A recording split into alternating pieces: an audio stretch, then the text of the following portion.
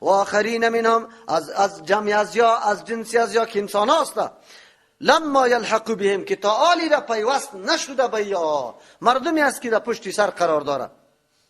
اینجا اگر عطف سر یعلمهم شوه دیگه اینجا مراد از پیشش زمانه صحابه کرام است و بعد از او آخرین تمام زمانه های چی را شامل میشه آینده را اینطور معنا میده. و آخرین منهم و دیگرا منهم از جمعی امی انسانا لما یلحقوا بهم اکی پیوست تا آلی را پیوست نشده به او در چی چیز پیوست نشده؟ به ایشان پیوست نشده یا در زمانه که زمانهشان قطع از یک جا نبوده یا در فضیلت.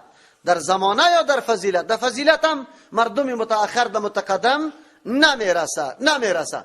عبدالله ابن مبارک رحمت الله علیه را شاگرد امام ابو حنیفه رحمت الله علیه است، محدث بزرگ است، خب عالم متقی است. از پیش سوال کرد میگه در بین کی عمر ابن عبدالعزیز و معاویه رضی الله عنه چیست؟